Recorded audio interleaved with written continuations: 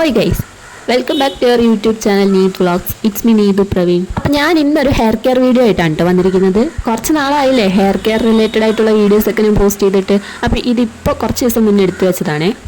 അപ്പം മഴക്കാലമൊക്കെ ആയില്ലേ, അപ്പം മൺസൂൺ ഹെയർ കെയർ ടിപ്സൊക്കെ പറഞ്ഞു തരുന്നുണ്ട്. അപ്പോൾ അതൊക്കെ ആയിട്ട് ഞാനിനി ഒരു വീഡിയോ കൂടി ചെയ്യാം കേട്ടോ. അപ്പോൾ ഇപ്പം എന്തായാലും ഞാനൊരു ഹെയർ പാക്ക് ആയിട്ടാണ് കേട്ടോ വന്നിരിക്കുന്നത്. അപ്പോൾ എൻ്റെ ഇപ്പോഴത്തെ മുടിയുടെ അവസ്ഥ ഇതാണ്, ആകെ ചുരുണ്ട് കൂടിയിട്ടുണ്ട്. ഇത് ഞാൻ ഈ ഹെയർ പാക്ക് ഇടുന്നതിൻ്റെ തൊട്ട് 2 ദിവസം മുന്നേ ആയിട്ട് നല്ല ഡീപ്പ് ഹെയർ ഓയിലിംഗ് ഒക്കെ കഴിഞ്ഞതാണ്. അപ്പോൾ ഇന്ന് ജസ്റ്റ് ഒന്ന് ചെറുതായിട്ട് ഓയിലിംഗ് ചെയ്തിട്ട് നമുക്ക് ഹെയർ പാക്ക് അപ്ലൈ ചെയ്യാം. ഇതിപ്പോൾ എൻ്റെ മുടി ആകെ ഡ്രൈ ആയിട്ട് ചുരുണ്ട് കൂടി കിടക്കുന്നുണ്ട്. ഈ ചുരുണ്ട് കൂടൽ എപ്പോഴും ഉള്ളതാണ്, എൻ്റെ മുടിയുടെ സ്ട്രക്ചറേ അതുതന്നെയാണ്. അപ്പോൾ എന്തായാലും നല്ല ഡ്രൈ ആയിട്ടാണ് കിടക്കുന്നത്. കെമിക്കൽ ഷാമ്പൂ ഒക്കെ യൂസ് ചെയ്ത് കഴിഞ്ഞിട്ടുള്ള ദിവസങ്ങളാണ്. അപ്പോൾ ഇതിന് മുന്നേ ഞാൻ കുറേ ഹെയർ കെയർ ടിപ്സൊക്കെ, ഹെയർ പാക്കും ഹെയർ ഓയിലിംഗ് വീഡിയോസൊക്കെ ഇട്ടിട്ടുണ്ട്. കാണാത്തവരൊക്കെ ഉണ്ടെങ്കിൽ പോയി കാണണേ. ഇപ്പം ഞാൻ കണ്ടിന്യൂസ് ആയിട്ട് ഹെയറിനെ കുറച്ച് കെയർ ചെയ്യുന്നത് കൊണ്ട് തന്നെ കുറച്ച് ബേബി ഹെയർസ് ഒക്കെ ഉണ്ടായിട്ട് നിൽക്കുന്നുണ്ട് കേട്ടോ. ഇതിന് മുന്നത്തെ ഹെയർ കെയർ വീഡിയോയിൽ ഞാൻ പറഞ്ഞിട്ടുണ്ട് ബേബി ഹെയർസ് ഒക്കെ ഉണ്ടായി വരുന്നുണ്ട്. അപ്പോൾ ഇച്ചിരി കുറച്ച് നീളം വെച്ചിട്ടുണ്ട് കേട്ടോ. ഇപ്പോൾ കഴിഞ്ഞ മാസം നമ്മൾ വീട്ടിൽ പോയിട്ട് കുറച്ച് ട്രിപ്പൊക്കെ പോയ സമയത്തൊന്നും ഹെയർ അങ്ങനെ കെയർ ചെയ്യാൻ പറ്റിയിട്ടുണ്ടായിരുന്നില്ല. വന്ന ശേഷം ഞാൻ പിന്നെ നല്ല രീതിയിൽ കെയർ ഒക്കെ ചെയ്തിട്ടുണ്ടായിരുന്നു കേട്ടോ. അപ്പോൾ വീക്ക്ലി ബേസിലാണ് ഞാൻ ഹെയർ കെയർ ചെയ്യുന്നത്. പ്രോട്ടീൻ പാക്കൊക്കെ ഉൾപ്പെടുത്തിയിട്ടുള്ള ഹെയർ പാക്ക് യൂസ് ചെയ്തിട്ട് തന്നെയാണ് കേട്ടോ. അപ്പോൾ ഇപ്പോൾ എന്തായാലും നമ്മുടെ ഇന്നത്തെ ഹെയർ പാക്ക് എന്താണെന്ന് കാണാം. അപ്പോൾ നമുക്ക് വീഡിയോയിലോട്ട് പോവാം. അപ്പോൾ നമ്മൾ ഇന്നത്തെ ഹെയർ പാക്കിന് വേണ്ടിയിട്ട് ഞാൻ ആദ്യം തന്നെ എടുത്തിരിക്കുന്നത് സവാളയാണ് കേട്ടോ. ഈ സവാളയ്ക്ക് പകരം നമുക്ക് ഏറ്റവും കൂടുതൽ എഫക്റ്റ് ആവുക ചെറിയുള്ളിയാണ്. ചെറിയുള്ളി എൻ്റെ കയ്യിൽ ഇല്ലാത്തത് കൊണ്ട് ഞാനൊരു ഹാഫ് സവാള എടുത്തിട്ടുണ്ട് കേട്ടോ. ചെറിയുള്ളി ഉണ്ടെന്ന് വെച്ചാൽ അതന്നെ എടുക്കുക. പിന്നെ നമുക്ക് വേണ്ടത് ഈ തേങ്ങയില്ല, തേങ്ങ ചിരവി എടുത്തതാണ് ഇത്. ഇനി നമുക്ക് ഇതിൻ്റെ കൂടെ വേണ്ടത് കഞ്ഞിവെള്ളമാണ്. കഞ്ഞിവെള്ളം തലേന്നത്തെ കഞ്ഞിവെള്ളമാണ്, ഉപ്പില്ലാത്തതായിരിക്കണം. പിന്നെ തലേന്നത്തെ പുളിച്ച കഞ്ഞിവെള്ളമാണ് കേട്ടോ വേണ്ടത്. തലേന്നത്തെ തന്നെ എടുക്കാൻ പ്രത്യേകം ശ്രദ്ധിക്കുക. ഇതാവുമ്പോൾ കുറച്ച് തിക്കായിട്ടുണ്ടാവും കേട്ടോ. അപ്പോൾ ഇത് മൂന്നും കൂടിയിട്ട് നമുക്ക് ഒരു മിക്സർ ഗ്രൈൻഡറിലൊക്കെ ഇട്ട് കൊടുക്കാം. നല്ല രീതിയിലൊന്ന് അരച്ചെടുക്കാം കേട്ടോ. എന്നിട്ട്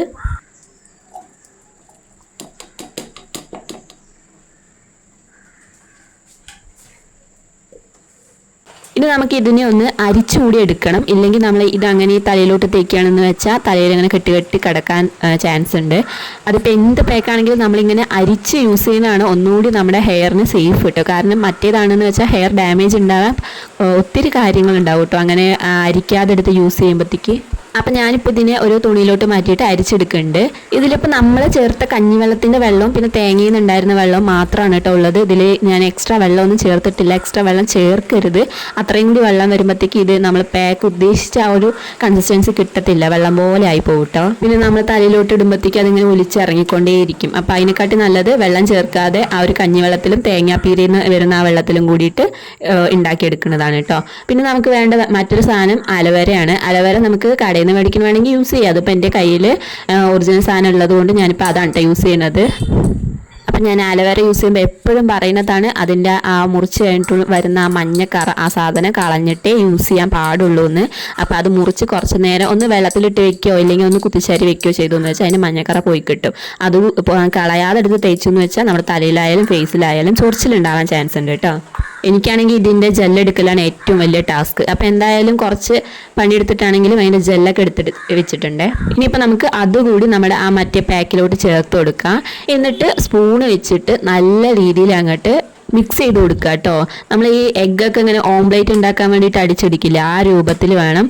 കുറച്ച് അധിക സമയം തന്നെ ഇങ്ങനെ മിക്സ് ചെയ്തെടുക്കുക കേട്ടോ. നല്ല രീതിയിൽ മിക്സ് ചെയ്തെടുക്കുമ്പോഴത്തേക്കാണ് നമുക്ക് ആ ഒരു കൺസിസ്റ്റൻസി കറക്റ്റായിട്ട് കിട്ടത്തുള്ളൂ. നമ്മൾ ഈ സ്ലൈമിൻ്റെ കൺസിസ്റ്റൻസി ഇല്ല, ഒരു ജെല്ല് രൂപത്തിൽ ആ ഒരു ഈ ഒരു പാകം കിട്ടണം കേട്ടോ. ഇതിൽ കൂടുതൽ കട്ടിയാവും. നല്ല രീതിയിൽ മിക്സ് ചെയ്തെടുക്കും. നമ്മൾ എത്രത്തോളം മിക്സ് ചെയ്യുന്നോ അതിനനുസരിച്ചിട്ടായിരിക്കും അതിൻ്റെ ആ ഒരു കൺസിസ്റ്റൻസി ശരിയായി കിട്ടത്ത്. അപ്പം ഞാനൊരു ഏകദേശ രൂപത്തിലൊക്കെ എടുത്തിട്ടുണ്ട്. എൻ്റെ കൈ കഴിക്കാൻ തുടങ്ങി. അപ്പോൾ ഞാൻ ഈ രൂപം മതി എന്ന് വിചാരിച്ചിരിക്കുകയാണ്. കുറച്ച് നേരം കൂടി അടിച്ചെടുത്തു എന്ന് വെച്ചാൽ പിന്നെയും കുറച്ചുകൂടി കട്ടിയായി കിട്ടും കേട്ടോ. അപ്പോൾ ഏകദേശം ഒരു സ്ലൈമിൻ്റെ ആ ഒരു കൺസിസ്റ്റൻസിയൊക്കെ കിട്ടിയിട്ടുണ്ട്.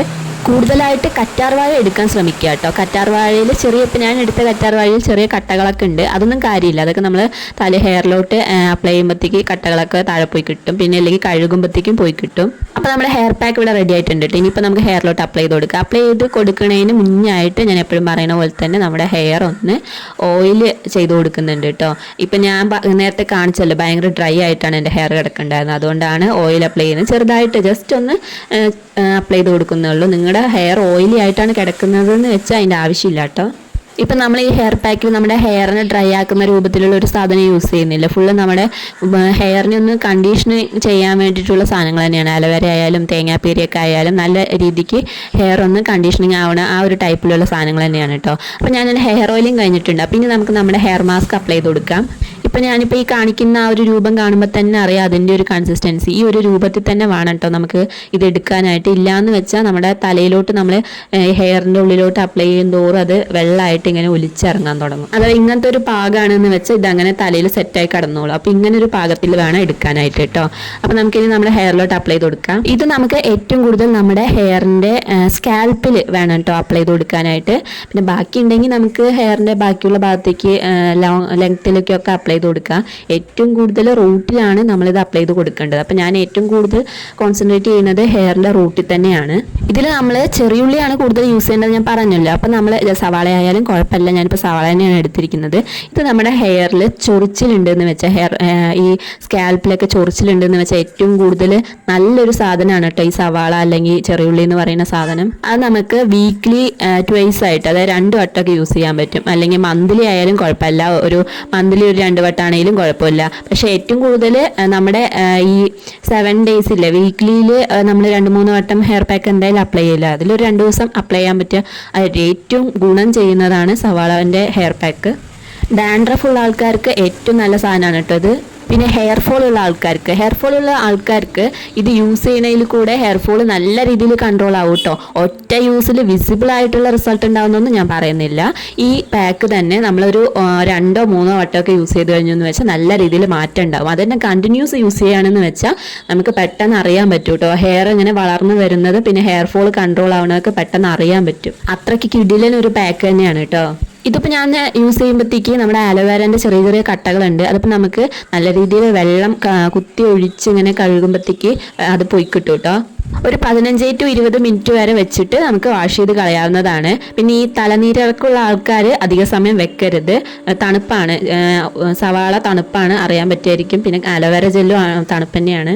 അങ്ങനെ പ്രശ്നമുള്ള ആൾക്കാരുണ്ടെന്ന് വെച്ചാൽ അധിക സമയം വെക്കാതെ പെട്ടെന്ന് കഴുകി കളയാം. അല്ലാത്തവർക്ക് ഒരു 20 മിനിറ്റ് വരെയൊക്കെ വെക്കാൻ പറ്റും. അപ്പോൾ നമ്മുടെ ഇന്നത്തെ കുഞ്ഞു വീഡിയോ എത്രയേ ഉള്ളൂ. അപ്പോൾ നമ്മുടെ ചാനൽ ആദ്യമായിട്ട് കാണുന്നവരുണ്ടെന്ന് വെച്ചാൽ വീഡിയോസൊക്കെ കണ്ടു നോക്കി ഇഷ്ടപ്പെടുകയാണെങ്കിൽ ഒന്ന് സപ്പോർട്ട് ചെയ്തേക്കണേ.